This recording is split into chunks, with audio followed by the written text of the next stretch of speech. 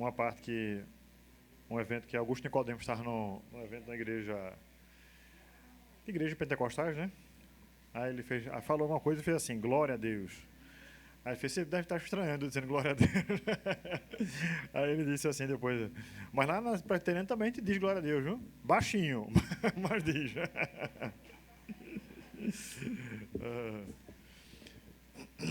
Meus irmãos, bom dia. A graça e a paz do Senhor Jesus. Vamos ficar em pé, nós orarmos, consagrarmos esse tempo ao Senhor. Nosso Deus, Ele está aqui já, nesse lugar. Louvado seja o seu nome. Senhor, nosso Deus e Pai, muito obrigado por estar na Tua presença nessa manhã, meu Deus. Te pedimos que o Senhor fale aos nossos corações, que o Senhor abra o nosso entendimento, meu Deus, e nos faça entender e acreditar naquilo que diz a Tua palavra e também naquilo que o Senhor já se revelou a nós. Eu te louvo, meu Deus, e te agradeço pela Tua bondade, pela Tua fidelidade, meu Deus, não só nas nossas vidas, mas de todo aquele que professa o Teu nome. Te louvamos assim, te agradecemos em nome de Jesus. Amém. Graças a Deus. Cadê a mãe desse menino?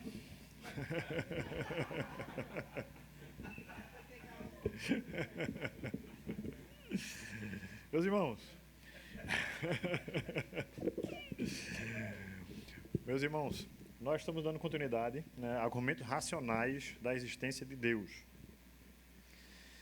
Eu vou abrir um pouquinho mais para perguntas hoje, né, mas eu fiquei devendo uma coisa a vocês e acabei não mandando durante a semana o assunto que a gente ia abordar hoje.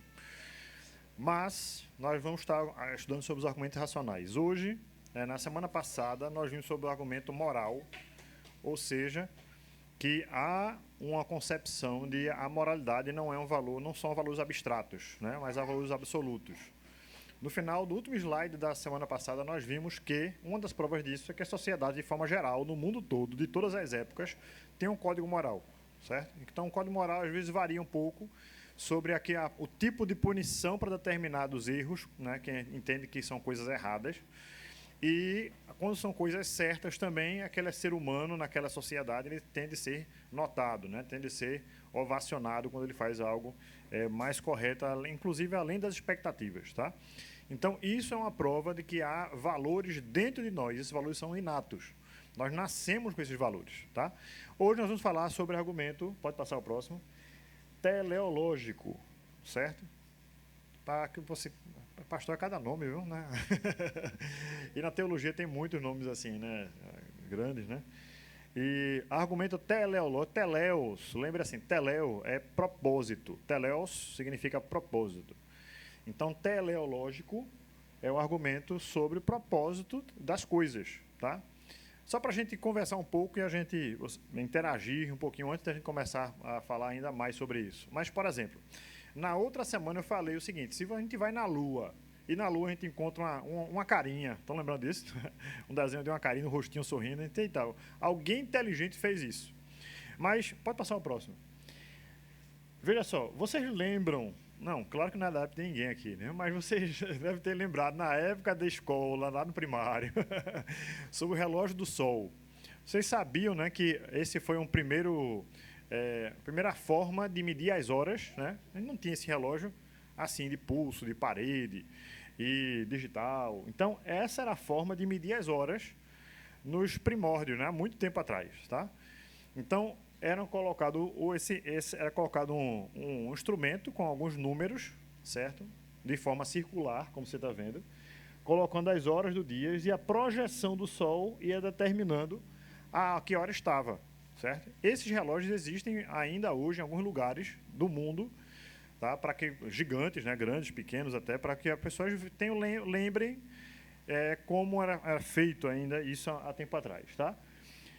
Agora, o interessante é que, apesar dessa forma rudimentar, né, dele, mas ele media realmente, pela posição do Sol, daria para saber qual é a hora do dia que nós estamos, certo? Agora, pode passar o próximo. Imagine você chegando na Lua e você vendo um relógio desse aqui. Imagine que você nunca tenha visto esse relógio antigo, né, aquele relógio de bolso, e você vê algo dessa natureza aí. Quando você abre o relógio, você vai ver várias engrenagens dentro dele, não é isso?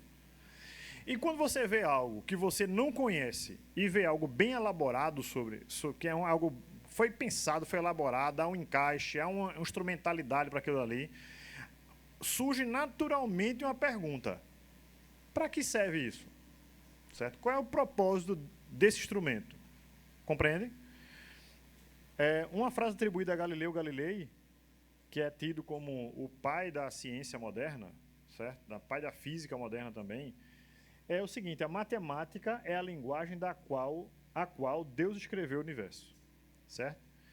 Então, isso é muito curioso, tá, gente? Sinceramente aqui, quem gosta de matemática? Não.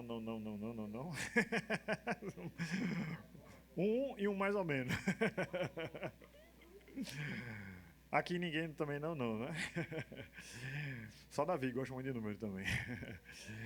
Mas, gente, a matemática, ela é muito curiosa, né? Porque na matemática, nós vemos que, quando você vai ver as coisas do universo, tem um slide, um pequeno vídeo mais à frente, que é muito interessante.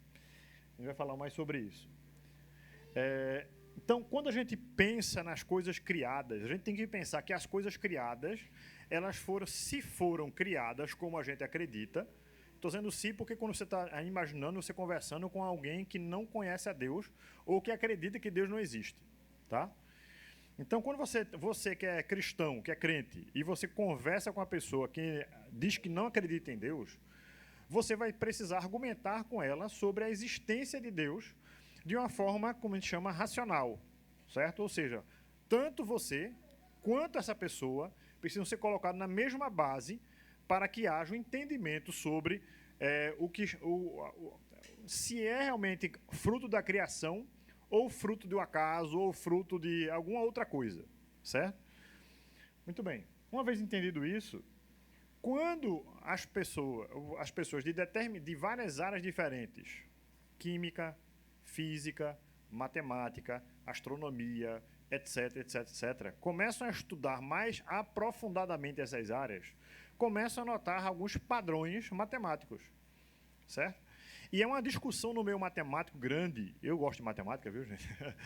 Uma discussão no meio matemático grande dizendo o seguinte: a matemática, a gente descobriu a matemática, a gente descobre a partir das coisas que a gente observa, que a gente vê. Um exemplo, o movimento de um tufão, né? Ele faz um movimento espiralado. Então, esse movimento espiralado que ele faz tem uma equação matemática por trás daquele movimento, não é aleatório. Isso é curioso. Certo? O movimento do Sol, o movimento da rotação da Terra, o movimento da Terra em relação ao Sol, certo? Acho que os irmãos devem lembrar disso, né? O movimento da Terra em redor de si mesmo é chamado de rotação, né? Que é justamente a duração de um dia, e o movimento da Terra ao redor do Sol é chamado de translação, que é o tempo de um ano, certo? Então, esses movimentos eles não são aleatórios, eles têm uma sequência matemática. Tanto é que a gente tem horas determinadas de um dia. O nosso dia, ele tem em torno do dia, muito próximo de 24 horas, certo? Então, esse número de 24 horas, ele é um número, como a gente já sabe, né? Então, um minuto são 60 segundos, certo? Então, essas unidades de medida, elas existem.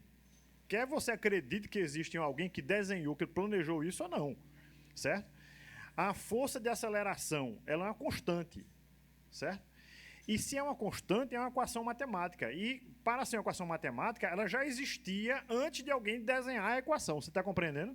Antes de alguém escrever, olha, existe uma equação que descreve a gravidade, o poder gravitacional, então é lógico que existia e a gente simplesmente descobriu isso, entende?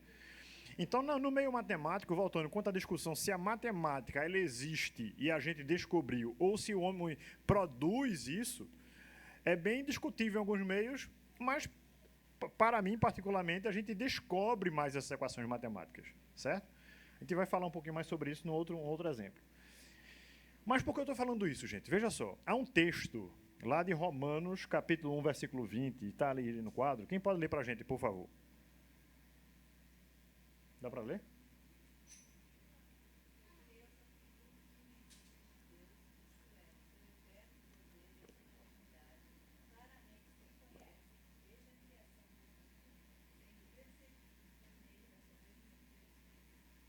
Veja que coisa interessante. Eu acho esse texto aí extraordinário. certo? Diz assim, olha, porque os atributos invisíveis de Deus.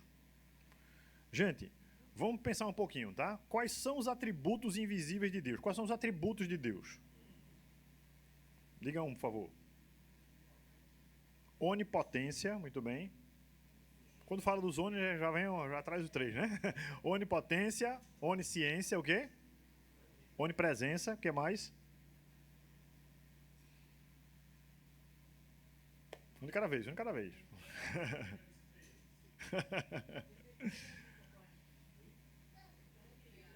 Oi? Incriado, né? Ok, eterno, então. Seria. Incriado também traz a ideia de que ele é originador de todas as coisas. E tem um desdobramento filosófico bem grande, mas não vamos entrar muito nessa parte não agora. Mas está certíssimo, incriado. O que mais, gente? Correto. Deus, ele é eterno, certo? Deus não só ele é eterno em relação a tempo, ele é atemporal, certo? Isso é diferente de ser eterno. Por exemplo, nós somos seres que a gente chama de uma forma mais técnica de perpétuos, certo? A gente tem uma origem, um determinado dia, e a gente não tem fim. A gente vai existir eternamente. Uns para a morte eterna, outros para a vida eterna. Mas nós vamos existir eternamente, certo? A gente pode dizer que do dia do nosso nascimento para frente, nós somos eternos. Só que a eternidade de Deus é não só para frente, mas para trás. Né? Você compreende? Então Deus não teve início e Deus não vai ter fim. Mas Deus não só ele é eterno, ou seja, ele não teve início e não vai ter fim. Deus ele é atemporal. E isso é extraordinário. O que é isso, pastor? É como se a linha do tempo fosse aqui meu braço e eu na posição de Deus aqui, eu estou vendo tudo acontecendo ao mesmo tempo. É difícil de entender, mas eu sei.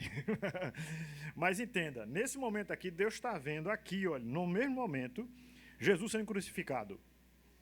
Certo? E ele está vendo agora, em 2023, uma pessoa entregando a vida a Jesus. E o sangue de Jesus tem poder para lavar essa pessoa aqui, porque Deus está vendo tudo ao mesmo tempo. Compreende? Para Deus não foi há 2000 anos, e um pouco mais, menos de 2000 anos, que Jesus morreu. Entende? Para Deus é hoje. É o agora. É o eterno hoje de Deus. É o eterno momento de Deus. Certo? Há discussões, desdobramento de discussões muito grandes na meteorologia sobre isso, como Deus planejou e depois ele decretou primeiro e depois planejou. Bem, tem uma série de desdobramentos em relação a isso. Mas o que eu quero mostrar para vocês é o seguinte. A Bíblia diz que os atributos invisíveis de Deus, o seu eterno poder e sua divindade claramente se reconhecem desde a criação do mundo. Opa, então peraí, tem alguma coisa, o que o texto está dizendo em outro momento, em outras palavras, é o seguinte: tem coisas que através das coisas, tem coisas que eu consigo entender de Deus, conhecer a Deus através das coisas criadas, é isso mesmo? É. Eu consigo imaginar, eu consigo vislumbrar que existe um ser mais poderoso do que eu, que criou as coisas, e através das coisas criadas eu posso entender que esse Deus ele tem características, certo? Quando a gente vai, por exemplo, para um meio... Vamos entrar um pouquinho na filosofia, tá, gente? Eu sei que muita gente não gosta muito, mas vamos entrar um pouquinho na filosofia. Veja bem, isso é um outro assunto em outra aula nossa, que a gente vai falar um pouco mais detalhado sobre isso. Mas veja, causa e efeito, certo? Tudo que tem um efeito, ele tem uma causa antes, certo? Ok? Um exemplo, para um carro sair do lugar dele, ele está parado, você ligou o carro, o que aconteceu ali, internamente dele? De uma forma muito simples, tá, gente? Não, se tem algum mecânico aqui, não precisa detalhar tão detalhadamente, não. Mas quando você liga a chave, o que acontece dentro do carro? Uma ignição, que acontece o que mais? Uma explosão, exatamente. Essa explosão que aconteceu dentro do seu carro, que você não se assuste não, viu? Mas acontece. Acontece que esse carro ele vai fazer com que ele possa sair da inércia para começar um movimento. Então, houve uma força interna que moveu o carro para ele pudesse, então, produzir, né, o movimento no motor dele necessário para o carro sair do lugar e ele ganhar velocidade. Se o carro estiver parado em um lugar e você quiser empurrar esse carro, certo? mesmo estando sob rodas, é fácil? Sim ou não? Não. Então daí você entende que precisa de força para poder tirar ele do lugar, não é isso? Imagine um caminhão bem grande. Imagine quantas pessoas seriam precisas para empurrar o caminhão que veio na sua mente, o maior caminhão que existe. Precisa de muita gente para empurrar esse caminhão, sim ou não? Então daí você imagina que precisa de uma força muito grande para colocar esse caminhão em movimento. E essa força o caminhão já tem dentro dele, no motor dele, o suficiente, a explosão, né, toda essa parte que acontece internamente do caminhão, para ele sair da inércia. Ok? Compreendem isso? Tudo certo? Lembra que eu falei ainda agora sobre o movimento e rotação da Terra? Então, há uma força que faz a Terra, o planeta inteiro, girar. Poxa, pastor, eu nunca tinha pensado nisso, não. É mesmo, né? Então, entenda, há uma força sobre as coisas, tá? Há um poder demonstrado nas coisas criadas. Eu estou falando hoje que a gente tem alguns entendimentos a mais do que o pessoal no início, mas no início, quando se vê por exemplo, poxa, um menino saiu do ventre da mãe. Como é que esse menino se formou lá? Certo? Então você imagina que há algo muito além do nosso entendimento. Certo? Uma vida dentro da outra, né? A concepção é algo extraordinário, gente. Não é? Você vê vamos pegar um organismo simples como uma ameba, não. Vamos pegar algo mais visível. Uma mosca. Para se matar uma mosca é fácil, não é? E para dar vida a uma mosca? Você está compreendendo? Então, eu quero que você entenda que precisa ter algo extraordinariamente além da nossa concepção humana para uma coisa extremamente simples acontecer. Entende? Quem colocou o limite, foi uma das perguntas que Deus fez a Jó, quem colocou o limite nos mares, dizendo assim, até ali tu irás e não mais adiante. Você está compreendendo? Quem foi que estendeu as estrelas no céu e chama cada uma pelo seu nome? Então, são coisas extraordinárias demais, certo? Então, quando a gente vê o poder da natureza, por exemplo, o poder das coisas criadas, uma força, a fúria, um ser gigante feito um elefante, por exemplo, imaginar aquelas seres maiores ainda, né? Se você já viu uma baleia de perto, né? É algo assim monumental, né? Algo assim colossal, certo? E quando você vê essas coisas, não tem como você dizer, meu Deus, que coisas extraordinárias, né? Isso aqui é fenomenal. Ou então você sobe num lugar muito alto e vê aquela paisagem linda, hein, de nascer do sol, de pôr do sol, o rio ou cachoeira. Eu gosto muito de cachoeira, por exemplo, né? Você olha assim as coisas e fica, meu Deus, que coisa belíssima. Agora, deixa eu abrir um parênteses dentro do parênteses que eu estou falando. Deus podia ter feito tudo isso preto e branco. Já imaginou? Que podia não ter cores as coisas. Mas Deus fez algo assim para a gente poder contemplar, a gente se maravilhar com a beleza das coisas.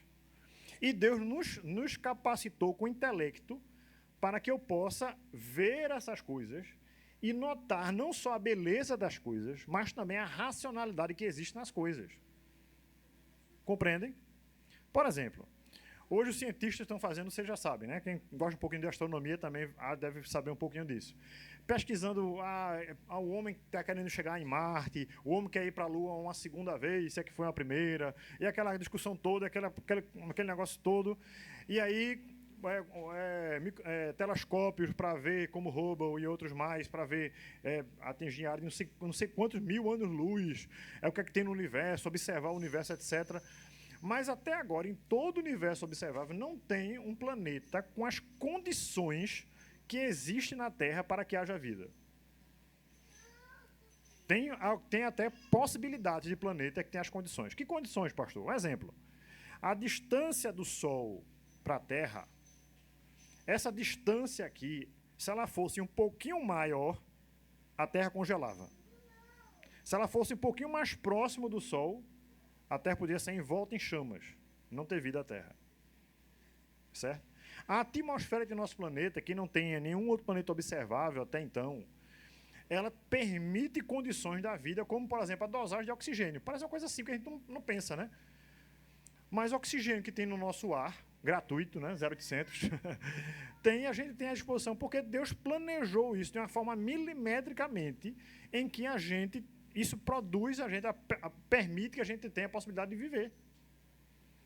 A Lua, né, acho que a grande maioria sabe que a Lua ela interfere no movimento das marés, por exemplo, né, que é extremamente necessário também sobre a condição de vida, de tudo mais. Até porque a grande parte do ar que nós respiramos, ao contrário do que alguns dizem, não vem da floresta amazônica, né? Vem de algas marinhas, certo? Então, há uma equação, gente, milimétrica nas coisas criadas. E quanto mais se descobre sobre as coisas criadas, mais se descobre que há um planejamento sobre isso. Não tem como não ter. Então, voltando ao texto, ali, porque os atributos invisíveis de Deus. Que atributos? Ele sabe todas as coisas. Ele pode todas as coisas. Ele está em todo lugar. São os três primeiros que vocês falaram. Ele é eterno, atemporal, certo? Ele é justo, por exemplo. Então, a gente vai ver sobre as questões de justiça, né? As leis naturais que existem. Né? Quando você fizer mal a algo, aquilo ali tende a voltar para você, né? Que é algumas manifestações de religião, tudo. Nosso meio a gente vai falar sobre a lei de colheita, por exemplo, de plantio e colheita. No Espiritismo vai falar sobre a lei da... Oi? Mas tem um outro nomezinho que usa muito, do retorno, a lei do retorno, que fala. Então, essas questões, irmãos, há algo que é notado quando a gente percebe as coisas criadas, tá? Outra coisa, o seu eterno poder, a sua divindade, ou seja, vamos pensar junto, certo? Quem criou o tempo, ele precisa ser necessariamente maior do que o tempo e fora dele, certo? Quem criou o espaço, ele tem que ser maior que o espaço e não pode ser, então, físico, porque senão seria espacial. Como assim espacial, pastor? Veja bem, eu sei que isso pode causar confusão na mente de alguns. Quando espacial, a gente pensa logo do... Mas quando eu digo espacial, estou falando assim, que o meu corpo aqui, ele ocupa um lugar no espaço. Certo? Tem um corpo de alguns machinhos que ocupa um pouquinho mais de lugar, né? No espaço. Mas, você entender, né? O nosso corpo, ele ocupa um lugar nesse espaço físico. Certo? Quando eu coloco a minha Bíblia aqui, eu estou ocupando um lugar aqui nesse espaço aqui do púlpito. Certo? Se tivesse essa caixa aqui em cima, eu não conseguiria colocar a Bíblia aqui em cima. Por que eu estou falando isso? Veja só. Se nós entendemos as coisas criadas, elas ocupam lugar no espaço. Então, para alguém que criou essas coisas que ocupam lugar no espaço, ele precisa ser necessariamente, entenda, além do espaço. Portanto, imaterial. Pastor, interessante. Se ele criar o tempo, ele tem que ser superior ao tempo, atemporal, né? Fora do tempo. Se ele criou o espaço, ele tem que ser maior do que o espaço, certo? Então, a gente precisa entender que a natureza, quanto mais a gente descobre sobre as coisas criadas, a gente vai perceber que existe um Deus que é maior que tudo isso, certo? Amém? Até aí tudo tranquilo? Dúvidas, perguntas? Eu sei que no começo era mais, mas daqui a pouco vocês vão ficar mais à vontade. Vamos lá. A sua divindade claramente se reconhecem desde a criação do mundo, sendo percebidos por meio das coisas que Deus fez. Quando a gente percebe essas coisas, o que é que a gente é levado a entender? Não. Há um designer sobre isso, né? Há alguém que planejou, que idealizou, que criou as coisas tal qual ele quis e colocou uma ordem no cosmos, certo? Nas coisas criadas. Ok? Se existe isso, então, e se alguém milimetricamente colocou medidas nas coisas, não seria estranho pensar, se há medida, se há um planejamento, se há uma estratégia por trás sobre isso, há um propósito. Entende? Como aquele relógio que eu falei para vocês, né? Se você vai para Marte e vê algo cheio de engrenagens, né, com um funcionamento, com um porquê daquelas engrenagens funcionarem, se encaixando, então você, opa, peraí. Qual é o propósito desse instrumento? Que eu nunca vi instrumento na minha vida, mas se ele foi feito para que ele funcionasse, ele tivesse as suas partes, né, se encaixando e dando algum movimento a ele, algum propósito tem, ainda que eu não saiba. Certo? E aí vem uma coisa importantíssima, gente, nessa nossa matéria. Tá? Aquilo que eu não saiba não significa que não existe. certo? Por exemplo, numa discussão, vamos fazer um exemplo simples para vocês entenderem melhor, né? Na discussão entre duas pessoas, uma pessoa diz assim, olha, Deus não existe. Por que Deus não existe? Não, porque eu não posso encontrar-me com Deus. Eu não posso ver Deus. Eu não posso ouvir Deus de uma forma nítida. Você já ouviu? Só para dizer, não, nunca ouvi uma voz audível, né, de Deus. Né? Pois bem, você nunca ouviu, você nunca viu, como você está dizendo que ele existe? Aí alguém pode contra-argumentar dizendo o seguinte, olha, pelas coisas que existem criadas, eu posso, não é errado eu imaginar que alguém planejou isso, certo? Pelo movimento que existe nas coisas, pelas equações matemáticas que a gente descobre quando existem as coisas, não é estranho, é mais racional, na verdade, eu pensar que existe alguém que planejou as coisas do que isso foi fruto do acaso, compreende? O acaso, a não intervenção inteligente, como nós falamos na semana passada, ela gera caos, certo? Ela gera uma desordem.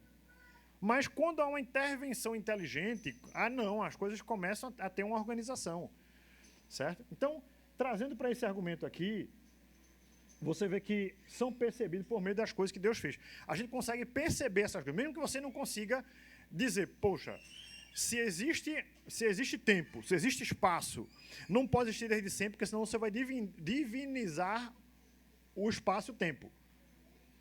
Você vai dar... você entenda bem. Se o universo... Veja que coisa simples. Né? Se o universo existe desde sempre, ele é eterno. Concorda comigo? E se ele é eterno, eu estou atribuindo, dando a ele um atributo de Deus para uma criatura, para uma criação. Então, na mente de quem diz que o universo é eterno, na mente dele é o seguinte, é mais fácil acreditar que o universo é eterno do que existe um ser inteligente que é eterno. Compreende? Mas por quê? Porque ele simplesmente não vê. Agora, o fato de eu não ver não significa que não exista. Vamos, por exemplo, dar um outro exemplo, tá? Vou pegar esse relógio aqui e dizer assim, Davi, você pode, Davi, por favor, ver quantos metros quadrados tem aqui essa sala, por favor? Aqui, para você medir. O que é que Davi vai dizer? Oxe, tá doido? Eu falei, não, pastor, olha, pastor, desculpe, mas esse não é o instrumento adequado para medir as dimensões da sala. Isso está na sua mão, o relógio mede tempo e não espaço. Da mesma forma, as pessoas querem medir Deus com padrões físicos, você compreende? Dizendo que Deus não existe porque eu quero colocar Deus num tubo de ensaio, eu quero colocar Deus numa sala, eu quero... Não, gente. Certo? Então, é uma forma diferente de abordagem que eu preciso ter para entender que é mais racional, como eu disse, que Deus existe, que o contrário. Pode passar o próximo. Vamos lá. Quem pode ler essa primeira coluna aí para a gente, por favor? Sinais de ordem. O universo exibe não somente ordem, mas padrões de complexidade exuberante e propósito, que sugerem um projeto cuidadoso e planejado da sua essência. Nós já falamos, né? Mas só para você ter algo claro, né? Vocês vão receber esses slides também. Então, o universo, ele exibe não somente em ordem, mas padrões e complexidades exuberantes. Ou seja, ele é extremamente complexo em algumas coisas. Certo? Vamos lá. Sequência de coisas. Quem pode ler a segunda coluna? Sequência de coisas. A complexidade do universo parece exigir não somente um projetista, mas também um organizador, que assegure que as coisas alcancem o padrão desejado. Veja só. Então, isso é muito interessante, tá? Deus não simplesmente, como algumas visões teológicas também trazem, que Deus pode ter criado as coisas e entregou para a sua ordem natural as coisas existirem, certo? Deus criou o homem e deixou o homem à própria sorte, tá? Não, você vê que nitidamente não acontece isso. Por quê? Primeiro que em alguns momentos Deus intervém também na história humana, certo? É importante a gente pensar isso. E segundo, que não somente há uma complexidade, mas também um organizador que assegure que as coisas alcancem um padrão desejado. Há um propósito na criação, e esses propósitos, eles acontecem daquela determinada forma. Certo? Quando foge do padrão, há uma estranheza. Certo? Vou voltar àquele exemplo que eu disse na outra semana, né? Até por causa da agenda mundial, tudo. No primeiro vídeo que foi feito de 2 baleias jubartes acasalando. Né? E, curiosamente, nós vimos que, na verdade, são 2 machos ali. Veja, por mais que as pessoas quisessem propagar que na natureza isso seria algo normal, até o espanto de quem está propagando, mesmo com esse desejo, é algo que você tem que notar que é algo contra a nossa natureza. Você compreende? A pessoa que é propagando com tanto espanto, né, querendo mostrar que isso é uma coisa normal, mas o espanto dela dizendo isso já mostra que ela também se sentia estranho. Você está entendendo? Então, isso é curioso, gente. Veja só. Porque o normal, vamos pensar assim, a tipo de reprodução, estou falando, tá? A tipo de reprodução, é preciso de um macho e uma fêmea para que eles possam, então, se acasalar, ou o nome que for na natureza, dependendo do que for vegetal, animal, e então eles vão reproduzir, certo? Ok? Então isso é algo assim natural. Quando eu digo natural, estou dizendo da natureza. Quando você vê 2 do mesmo sexo interagindo sexualmente falando, esses 2 aqui não vão reproduzir. E se toda a natureza fosse assim, isso chegaria a um fim. Tá certo? Então, olha o que o texto está dizendo aqui. Olha. Mas também um organizador que assegure que as coisas alcancem um padrão desejado.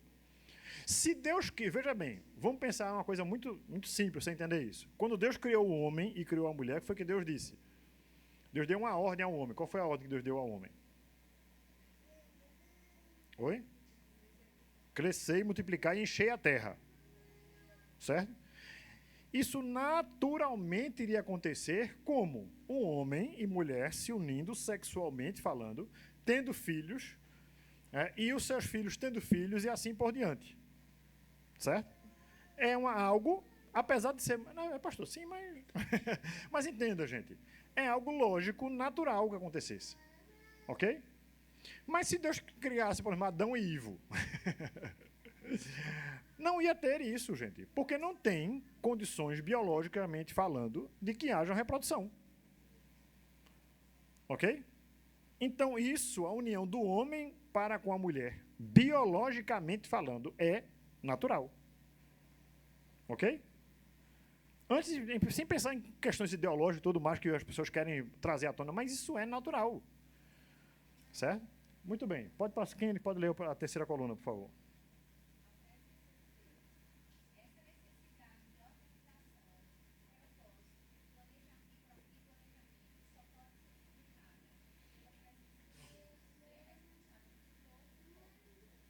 Perfeito. Veja só.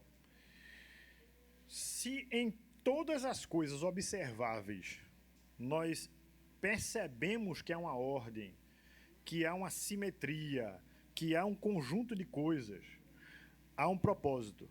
E se há um propósito, aquele que idealizou isso, aquele que idealizou isso, ele criou então com um propósito. Certo? Não é à toa, gente. Veja só. Vamos voltar para a matemática também hoje, tá, gente? Um exemplo. Eu queria que alguém pudesse me explicar o que é infinito. Em linguagem simples mesmo, tá, gente? Algo que não tem fim. Me dê um exemplo. Números. Certo. Ok. Você está falando números sequenciais, né? 1, 2, 3, 4, 5, 0... Certo. Ok. O que mais?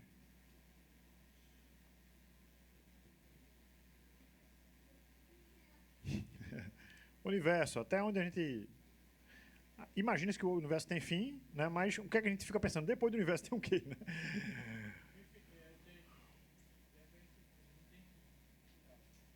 Perfeito. Mas veja, vamos pegar esses 2 exemplos que o Romulo falou, tá? Os números e o tempo. Você não conhece alguém que existe desde sempre. fisicamente falando, tá? Não é? Você já viu o maior número que pode... Não, você pode parar assim e pensar essa parede toda cheia de números, né? Compondo um número só, certo? 1, 2, 3, 4, 5... Aqui no final parou, segue para a segunda parede, a terceira, a quarta, e ainda tem muito mais do que isso, né? Mas o que eu quero dizer para você é o seguinte, entenda, isso tudo traz para a gente que mesmo que a gente tenha a ideia do infinito, a gente não conhece nada que seja infinito. Conhecer que eu digo assim, isso aqui, olha, isso aqui é infinito, isso aqui é infinito. Eita. Não tem, gente. É algo que está mais na nossa mente. Obrigado. É algo que está mais na nossa mente, pessoal, do que algo observável. Compreende isso? Sim ou não? É algo que está na nossa mente. Sim, é algo que está na nossa mente. Mas, eu não posso dizer assim, o que é uma cadeira? Ali, ó, a cadeira. Né? O que é uma pessoa? Pessoas aqui. Entende? Então, são coisas que ainda para a gente, apesar da gente ter uma ideia aparentemente clara, mas é abstrato demais. A gente não consegue dizer, é isso aqui, olha assim. A gente consegue, normalmente, dar através de exemplos. Certo? Mas o que é um ser infinito? Rapaz, nem imagino. É só de Deus. Né? É aquele que não posso falar, é aquele sobre o qual não posso falar nada que seja maior do que ele. Compreende? Não há ninguém mais poderoso, não há ninguém mais conhecedor, não há ninguém mais justo, não há ninguém mais do que Deus. Certo? Então, por isso, dentro desse conceito, dizer assim, que quem criou Deus, é tão absurda a pergunta. É como se você dissesse assim, me dê uma bola quadrada, né? Levando o exemplo de Kiko, né? Não vai existir, gente. Porque a concepção é como, me mostre aí, por favor, me faça um triângulo redondo. Não tem como ter isso, entende? É incompatível a definição de um com a definição de outro. Certo? Vamos lá, pode seguir o próximo. Olha, eu botei essa foto aí Gramado, só para mostrar para vocês o que é um pórtico, tá? No pórtico da Escola de Filosofia de Platão, tinha em cima assim, não entre quem não o quê? O quê? Geometria. Veja que coisa interessante, né? Numa escola de filosofia, tem assim na frente, em cima, né? Não entre quem não souber geometria. Ou proibido a não geômetras. Né? Pastor, como assim? Não entendi. Qual é a relação entre geometria da matemática com o pensar? A complexidade é uma das coisas que tem muito em comum, tá, gente? Mas entenda, eu estou falando aqui, gente, de uma escola do 4º para o 5º século antes de Cristo. Tá? Aproximadamente 2.500 anos, que é o berço do conhecimento do Ocidente. Veja, eles tanto, diferentemente dos pensadores antes, os pensadores antes, eles tinham outras justificativas em relação às coisas criadas, né? Eles iam para o imaginário, que é o mitológico. Porém, na filosofia clássica grega, o homem começou a pensar sobre o porquê das coisas, certo? Não, vamos esquecer, vamos pensar, vamos ver só o que a gente observa, aquilo que a gente pode não observar também, mas faz parte de uma sequência, tem uma ideia, tem uma lógica por trás disso, certo? Então, quando a gente pensa dessa forma, gente, entenda, há um porquê de dizer, por exemplo, que o geômetra, quem não é dado à geometria, não deve entrar naquele lugar. Certo? Quem não é dado ao conhecimento de uma forma mais, como posso dizer, mais investigativa, mais a gente possa se debruçar, calcular, passar um tempo sobre aquilo ali, da mesma forma filosofia. Certo? Pode passar o próximo. Olha, antes de colocar isso, não sei se vai dar para, acho que vai dar para reproduzir ele, mas veja só. Eu sei que a maioria aqui não gosta de matemática, né, gente? Infelizmente. Mas alguém sabe dizer aí qual é aquela equação ali do triângulo retângulo, mas tem sim, mas como é que se diz a equação? Me fugiu o nome agora. Não. Pitágora, né? Quem falou Pitágora? Pitágora, muito bem. Vou ganhar um chocolate depois. Então, a equação de Pitágoras, gente, ela é interessante. Diz assim, a soma dos quadrados dos catetos é igual ao quadrado da hipotenusa. Certo? A soma dos quadrados do cateto é igual ao quadrado da hipotenusa. Certo? Veja uma coisa curiosa aqui. Deixa eu ver se dá para vir para cá. Os irmãos discutem. Veja bem. Essa parte aqui que forma tem um ângulo reto aqui, tá? 90 graus. Ok? Isso aqui é chamado de cateto. Certo? Isso aqui é chamado de hipotenusa. Um lado que é oposto ao nome 90 graus é chamado de hipotenusa. Ok? Numa equação matemática, vamos pegar uma coisa mais simples disso aqui. 3, 4, 5. Por exemplo, um cateto equivale a 3, o outro cateto tem uma medida também de 4, e quanto à hipotenusa? Digamos que você não sabe quanto é a hipotenusa, você vai calcular isso. Certo? Isso é interessante, veja.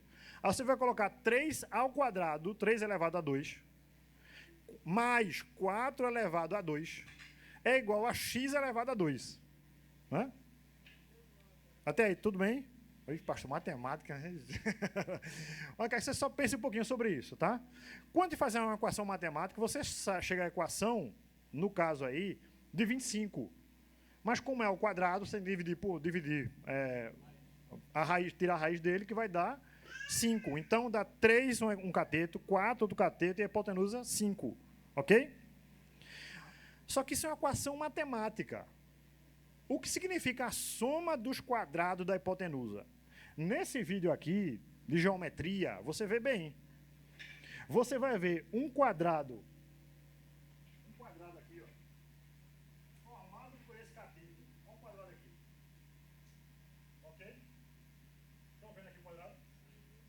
Outro quadrado aqui formado com a medida desse lado aqui também. Certo? Então, são esses 3, 4, 5. 3 de lado e 3 de lado. Ok? E o outro quadrado? 4 de lado e 4 de lado. Ok? E quanto eu sei quanto é isso aqui? Vamos lá, vamos ver.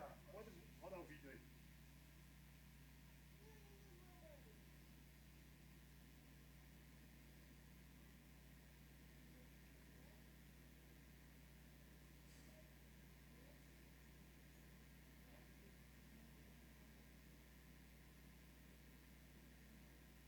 Pode parar. Olha, gente, coisa interessante, né? As áreas dos dois quadrados somados deram igual à área do quadrado da hipotenusa. Você entendeu? A área de um exemplo. Vamos pensar em metros. 3 metros por 3 metros e outra área, 4 metros por 4 metros, somados vai dar quanto aí? 25 metros quadrados. Por quê? Porque é como se fosse uma área de 5 por 5. Entendeu? Aí eu ficou ao nível hard. Tá tranquilo? Veja só, gente. Então, quando eu coloquei o quadrado 1 e o quadrado 2 cheio de água ali, de líquido, e eu girei aquela peça ali, o que aconteceu? A soma da área dos dois quadrados foi exatamente o quadrado formado pela hipotenusa ali.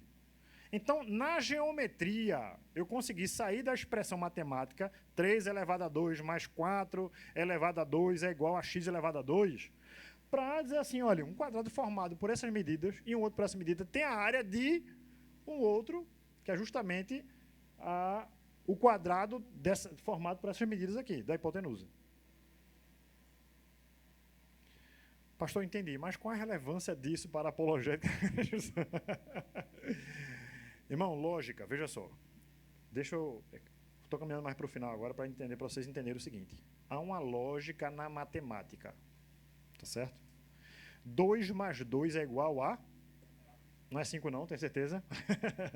Pastor, se eu tenho 2, eu te boto 2 aqui, não vai dar isso aqui não, né? Vai dar 4, certo? Uma lógica de coisas simples. Mas se você vai para a complexidade em relação a isso, há uma lógica também que ela precisa ser obedecida necessariamente. Certo? A matemática, diferente de outras ciências, ela não é subjetiva, ela é objetiva. Da mesma forma que você vai argumentar com alguém sobre a existência de Deus, veja só. Deus existe? A pessoa diz, não, Deus não existe. Fez tudo bem, mas veja bem, vamos lá, vamos pensar juntos. Veja só, viu? Vamos pegar o 2 mais 2 é igual a 4, tá? Primeira premissa, né? Existe algo... O universo ele é composto de equações matemáticas, né? Desde uma forma microscópica, ou seja, que você observa através de um microscópio, até o cosmos, né? Movimento de planetas, de galáxias. Esses movimentos acontecem por equações matemáticas complexas até. Ok? Ok. Aí, a segunda premissa, o seguinte, nós conseguimos observar isso. Não é algo que a gente determinou que fosse. É algo que existe. Nós simplesmente conseguimos descobrir que é assim. Não é isso? Compreende? Não adianta dizer, não, eu não quero que a Terra gire mais assim, não. Adianta eu dizer isso e a Terra não vai girar? Não, porque é assim. Ok? O movimento de rotação existe. Quer que você queira, quer que você não queira. Se você acredita ou não acredita na lei da gravidade, por exemplo, se você pular do lado de um prédio, aquele que acredita cai e o que não acredita não cai. Não existe isso. Né? É verdade ou não? Existe já pessoa, 2 pessoas subindo no prédio, tá? Subiu lá no prédio e diz assim, rapaz, eu acredito que existe a lei da gravidade. Não, eu não acredito, não. Não, não. Vamos pular? Então, vamos. Aí os 2 pulam, né? Quando os 2 pulam, o que acontece? Os 2 caem. Pastor, mas aquele que não acredita, não... Sim, meu filho, porque é maior do que ele. Consequentemente, a consequência de pensar que existe algo planejado e que nós podemos descobrir isso, uma consequência lógica disso é que alguém planejou e deixou claro para que a gente pudesse ver isso. Estão compreendendo? Nessa sequência de lógica, da primeira premissa, a segunda premissa e a conclusão que eu cheguei, é mais lógico que eu chegue a entender que existe um Deus do que não existe. Que existe. Posso dizer assim, não, mas veja só, isso pode ter sido questões gente, olhe, eu gosto muito de um título do livro que é assim, eu não tenho fé suficiente para ser ateu. Tem que ter muita fé, gente, para imaginar que isso é obra do acaso, você está entendendo? Tem que ter muito mais fé. É um negacionismo tão grande de olhar para o óbvio e dizer assim, não, isso não é. Eu lembro de um debate do Dr. William Lane Craig, que é um grande apologeta, inclusive autor daquele livro Em Defesa, em Guarda, melhor dizendo. Ele debatendo com um homem também, doutor na sua área, e falando com ele assim, olha, veja só, segundo aquilo que nós debatemos até agora, no final do debate, umas 2 horas ali, nós conversamos aqui tudo sobre o ser que existe, né? Ser fora do tempo, ele ser fora do espaço, ele necessariamente maior que o tempo, maior que o espaço, né? E toda uma argumentação filosófica em relação a isso, né? De ser necessário e ser contingente, e, bem, uma série de coisas mais. Aí depois ele fez assim, você não acha que eu estou sendo lógico? Ele fez, eu acho que você está sendo lógico. Mas, para mim, esse ser que é inteligente, esse ser que é fora do tempo, não é Deus. Aí ele fez assim, dê o nome que você quiser. Não. Mas que existe um ser, é mais lógico imaginar que existe um ser que fez isso, que planejou, que tem o poder para criar, o poder para dar vida, o poder para arquitetar as coisas. Você está entendendo, gente? Então, é só uma questão da pessoa, às vezes, aí vem algo que é importantíssimo a gente entender, tá, gente? Por mais que se coloque a ordem lógica das coisas para explicar algo, certo? Quando a pessoa não quer entender, ela não entende. entre aspas, tá? Ela pode até entender, mas não dobrar essa torcer, como a gente fala no nosso bom português, tá? Por que isso? Por que é bom a gente entender isso? Porque tem coisa, gente, que é a nossa vontade que vai além da nossa racionalidade, muitas vezes. Eu estou vendo nitidamente que 1 mais 1 é igual a 2. Mas a pessoa quer dizer que é 3. Certo? Fizeram um experimento simples na sala. Um homem pegou... Vou dar um exemplo como se fosse aqui, tá, gente? Vamos pegar essa Bíblia aqui, que é marrom, tá? Não sei se tem algum daltônico aqui, mas é marrom, tá, gente? E aqui, assim... Aí nós combinamos aqui com todos, dizendo assim, olha, vamos todo mundo dizer que aqui é preto, não é marrom. Tá certo? Certo. Aí entrou uma pessoa na sala, depois que nós combinamos, isso aconteceu de fato, tá, gente?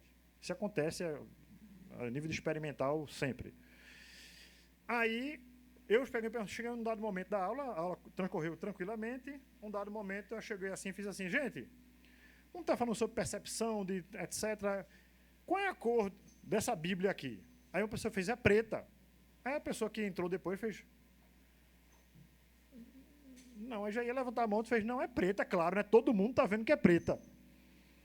Aí o cara já baixou a mão. Aí outro, sim, professor, mas por que você está fazendo essa pergunta tão simples? Aí o outro disse, por que uma pergunta tão simples como essa? Todo mundo está vendo que é preta? Aí eu falei, pois é, então, veja bem, isso é ilógico alguém dizer que é uma cor diferente. Você, Bruno, que chegou depois, qual é a cor daqui? Aí o cara, todo mundo disse, é lógico, o cara preta, claro. Gente, isso que mostra pra gente que as nossas decisões muitas vezes são levadas pelo conjunto de coisas. E o que é que isso, ou o meio pelo qual nós estamos inseridos? O que é que isso tem a ver com a apologética, o que nós estamos falando? Muitas vezes nós ficamos numa posição de timidez, intimidados, por causa do meio que a gente está hostil à nossa fé. Na aula passada eu falei, por exemplo, sobre a questão de número de pessoas, de jovens que vão para as faculdades e muitos deles abandonam a fé. Não é que na faculdade tem um conhecimento maior do que você deveria ter. Certo? É que, na verdade, você não tem tanta firmeza. A pessoa que deixou a fé por esse motivo não tem tanta firmeza naquilo que acredita. E não ter tanta firmeza é porque não investigou certas coisas. Se tolheu muitas vezes. Aprendeu que isso é assim porque assim acabou-se. A fé cega, desculpe a expressão, gente, ela é burra. Ela não deve ser estimulada, não. A nossa fé, ela tem uma racionalidade por trás. Nós acreditamos num Deus que fez todas as coisas, porque também é mais lógico que exista um Deus que criou todas as coisas. Você está compreendendo? Quando a pessoa vem quiser menosprezar a sua fé porque você acredita em Deus, você diz, olha, meu filho, me desculpe, mas baseado em que você está dizendo isso? Pergunte à pessoa. Você vai se admirar o quanto ela não vai ter de respostas. E é mesmo, gente. As pessoas às vezes querem menosprezar a fé cristã, principalmente, porque querem entrar com uma coisa... Olha, uma vez eu conversando com um colega, né, de turma, e ele fez assim, mas você acredita na Bíblia? Você, olha, sinceramente, viu? A Bíblia é um livro cheio de erros, me diga 5. Não precisa dizer isso não, porque não. Você lê, então, olha, me desculpe, mas eu vou dizer uma coisa para você sinceramente, né? Ou você é um exímio conhecedor da Bíblia, e você pode citar vários erros dela, ou você está só repetindo coisas que você ouviu por aí e você acha que pode ter um direito de descredenciar aquilo que eu acredito. Certo? Se é a primeira coisa, aí nós vamos conversar, porque eu tenho formação na área e eu posso conversar com você sobre isso. Certo? Agora, se você está simplesmente repetindo, me desculpe, meu filho, mas cá para nós, viu? Levante melhor os argumentos, levante argumentos para você poder dizer alguma coisa nesse sentido. Não, veja bem, na verdade, na Bíblia eu não conheço, eu prefiro realmente não acreditar. Então essa é a razão. Você entende, pessoal? Então não tenha medo de perguntar. Quando perguntarem, gente, a razão da esperança que há em você, primeiro, pegue lá em 1 Pedro, como nós já vimos, né? Responda com amor, responda com moderação, certo? para com essa pessoa, mas, ao mesmo tempo, questione também essa pessoa. Certo? Você está dizendo isso por quê? Qual é a motivação que está levando você a perguntar isso? Certo? Por que você não acredita? Me diga, então, por que você não acredita em Deus? A esmagadora maioria de pessoas ateias que eu conversei, que são declaradamente ateias, tem algum histórico de coisas ou de vivência no meio religioso e teve uma decepção enorme, certo? Ou passou um momento muito crítico e diz assim, se Deus existisse, Deus não ia permitir que eu passasse por tal coisa. Normalmente tem algo pessoal muito forte que levou ela a uma revolta contra Deus, na verdade. Certo? E a tentativa irracional da pessoa, entende? Estou usando um termo lógico aqui, tá, gente? Não estou dizendo que a pessoa é burra, não. Mas a tentativa irracional, sem usar da racionalidade, mas usar a vontade dela, é que Deus não exista. Certo? Naquele filme, filme cristão muito bom, inclusive. Deus não está morto, não é? O 1, inclusive, é muito bom. Acho que o 1 e o 3 acho que são os melhores, mas todos são bons. Tem a parte que o professor, que é ateu, né? Ele começa a falar sobre, não, porque querem menosprezar a fé cristã, etc, tal. Aí, no final, ele é levado para a emoção, né, num nível mais extremo assim. Ele começa assim, eu quero que Deus não exista, ele não pode existir. Então, você vê que tinha todo um sentimento por trás dele, e, de fato, eu comprovo isso na prática também, viu, irmãos? Muita gente que diz assim, Deus não existe. Normalmente, estou dizendo que todos, mas normalmente é fruto de experiências ruins que as pessoas querem, na verdade, negar a existência de Deus. Pode passar o próximo.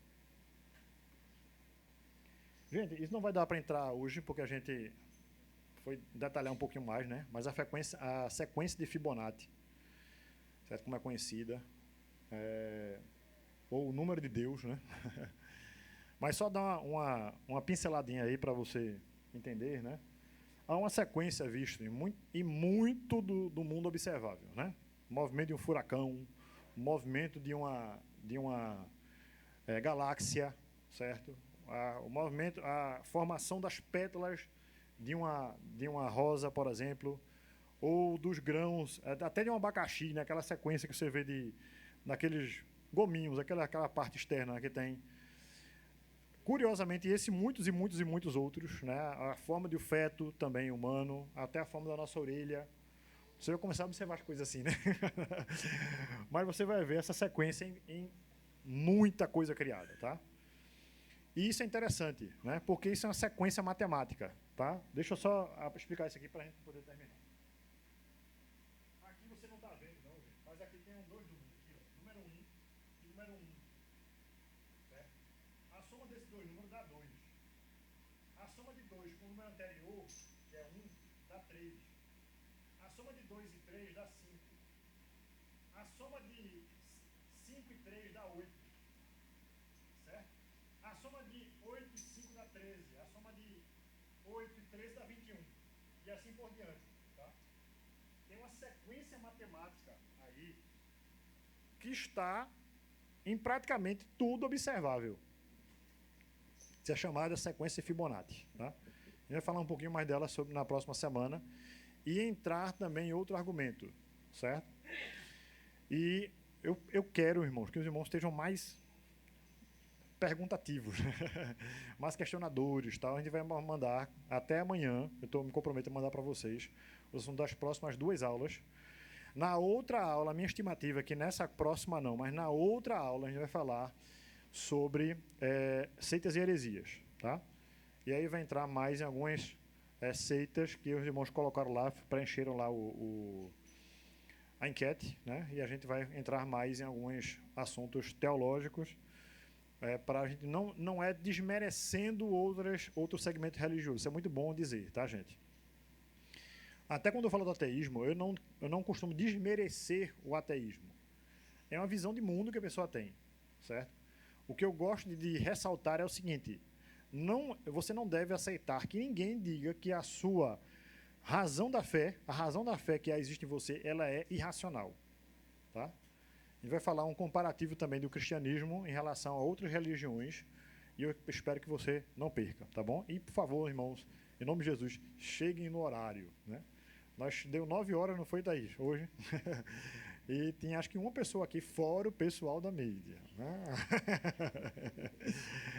Mas os irmãos foram chegando, tudo, mas é importante que os irmãos não se atrasem. Outra coisa importante, gente, a nossa chamada, ela está existindo, certo? E ela vai acontecer até os 15 minutos, né? Quem chegou até 15 minutos vai ter essa tolerância aí de ter sua presença registrada.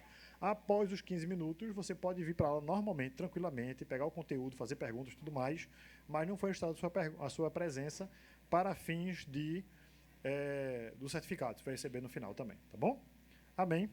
Vamos orar. Senhor nosso Deus e